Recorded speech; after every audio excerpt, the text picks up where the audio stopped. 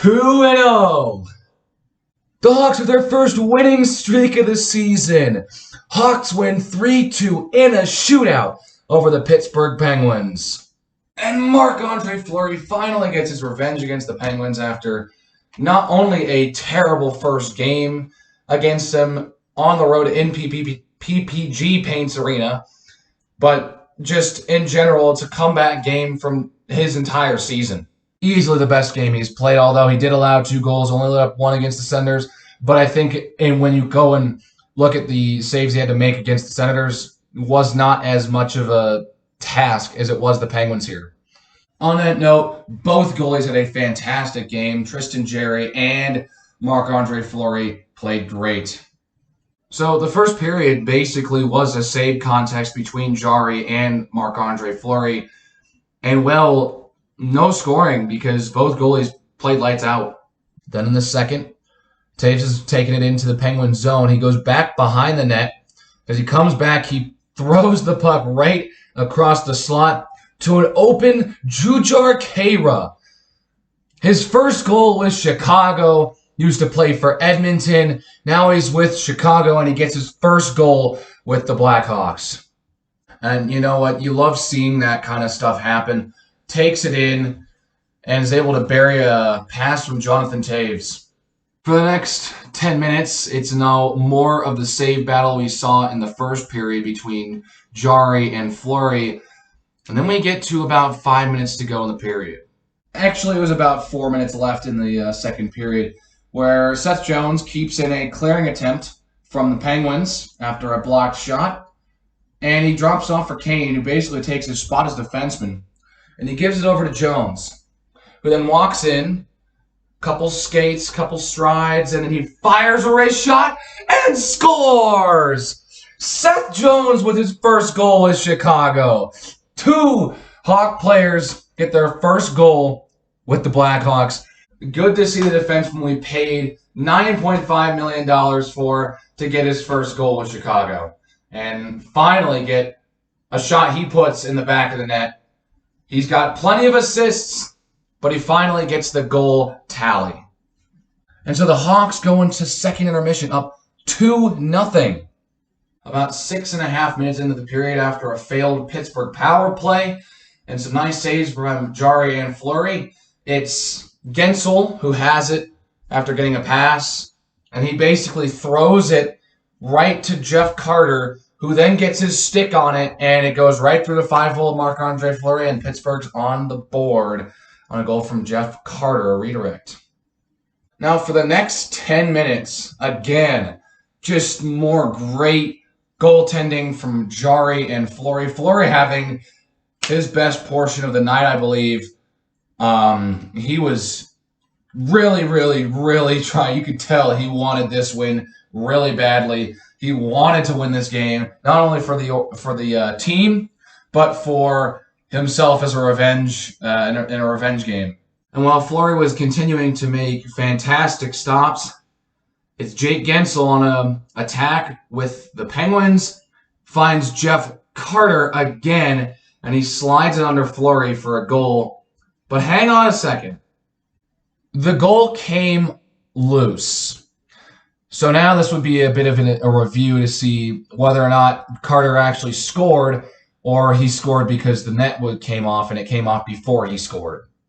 And this one would come up to be very close because Carter just puts it under the pad of Fleury's right leg, and that said right leg will push, that skate will push into the net and then end up pushing it out of its posts.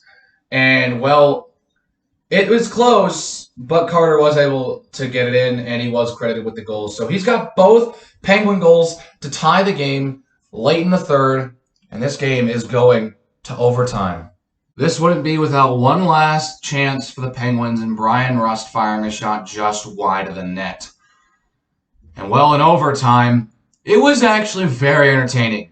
Early in the period, Kane has a chance. He's got Seth Jones with him, but he delays. Gets it right back to the brink, and he fires it, and Jarry makes a really nice save. So we're about halfway through the overtime now, and Kasperi Kapanen takes it in for the Penguins, and it's a pretty routine save for Fleury, and it's in the corner.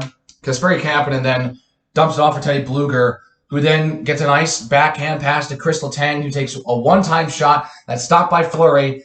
And guess who's got the puck? It's Patrick Kane, and they start a 2-on-0, Kane and DeBrincat. In this last year, this pairing in overtime has become so deadly. Not even just in overtime, just in general. Kane and DeBrincat have built a great chemistry, and it especially shows in overtime situations. I mean, Kane passes to DeBrincat to win it against the Predators. Can he do it again on a 2-0 nonetheless? After they pass it a couple times, Tristan Jarry makes a great save to keep the game tied. And you know what? I just got to give props to Tristan Jarry for that save. It was just a good save. On a 2-0, that shows that you at least know what the hell you're doing and you're at least a competent goaltender. But anyways, with under about 5 seconds, Seth Jones realizes with about 5 seconds left, Seth Jones gives it to Patrick Kane, who has one last attempt at a shot, and it goes wide of the net. And we'll go to a shootout. First one of the year for Chicago. And the opening shot from Jonathan Toews, bang, back in the net. It's in. And Hawks get the 1-0 lead in the shutout. Toews beats Jarry. And he moves in. And he's got a good look on Jarry. He puts the shot up. Bar down!